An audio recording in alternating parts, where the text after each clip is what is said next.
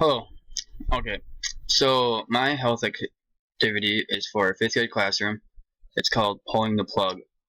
I did this activity so I could teach the students how um, to be more active, to be healthy instead of in this day and age, a lot of students have cell phones and iPads, tablets, computers.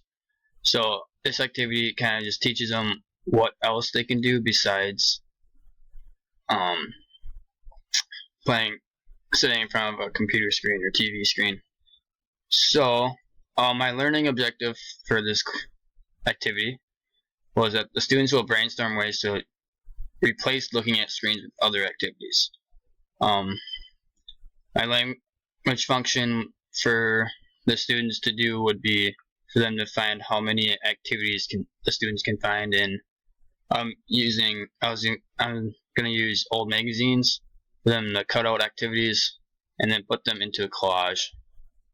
The students will need to be able to know what screen-free activities are to be able to complete this activity correctly.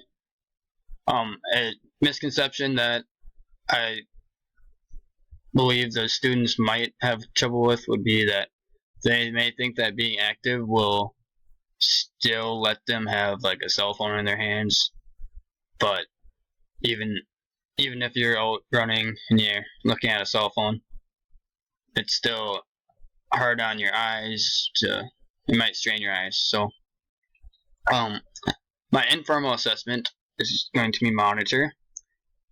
So I'll be just walking around while the students are working on the activity, checking on seeing which ones are still developing their skills, are proficient, or they're exceeding expectations.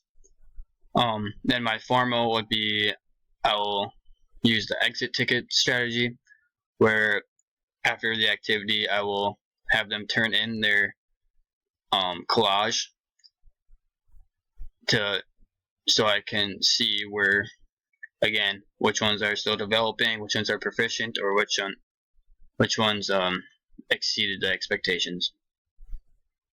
Materials, I'll need old magazines, a large construction paper, which would be about the size of two pieces of notebook paper together, probably about that size. Tape, the tape there. Pictures on to the collage, a smartboard for the activate prior knowledge, and then the students will need scissors, pencils, crayons, or markers, or colored pencils. So the activity, I will start out to engage them. I will activate their prior knowledge by having them having up on the smartboard. I'll have two scenarios. One will be describing an activity where it's screen free, it's helping them be active and healthy. Another one is going to be saying that they're not being active, they're just looking at a screen. So I will have them decide which one they think is the active one, and then I will have them turn and share with a partner what they think. And then before I set the expectations, I will address the vocabulary to the students. So I will ask them what does a screen-free activity, what type of devices have screens, like cell phones, computers, televisions, gaming devices, iPods, iPads, other tablets, stuff like that. So then I will set expectations, telling them that, okay, today we're going to make collages of screen-free activities. You will need a piece of construction paper, an old magazine. I'll also have them grab one to start if they need. I will let them know if they need another one. They can go back and grab another one.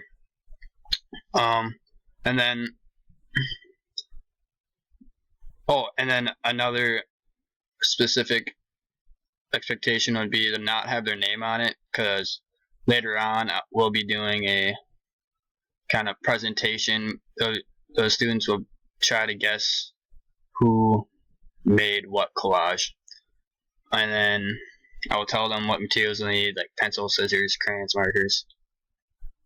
And then, so for Explore, I'm just going to let the students know the expectations. So I'm just going to let them go. I'll have to dismiss them by row of how they're sitting and have them go get their supplies and just start the activity. Some guiding questions I would ask them would be, how do your magazines relate to being active? What does it mean to be active without a screen? What types of pictures are you deciding to put on your collage? For Explain, even if even if the students, one second here. Yeah. So for Explain, even if the students aren't quite finished yet, I'll have them stop and explain what I will want them to do next.